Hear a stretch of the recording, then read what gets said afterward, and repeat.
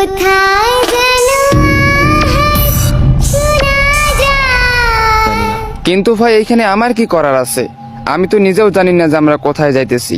আচ্ছা এসব বাদ দে, এখন আজকের রাতটা থাকার মতন একটা জায়গা দেখ, কালকে সকালে না হয় আবার বেরিয়ে পড়বো। ভাই সামনে একটা গ্রাম দেখা যাইতেছে, কেমন হয় যদি আজকে রাতটা ওই গ্রামে কাটিয়ে দেই? তাহলে কি আর করার, চল গিয়ে গ্রামে দেখি থাকার মতো কোনো জায়গা পাই কিনা।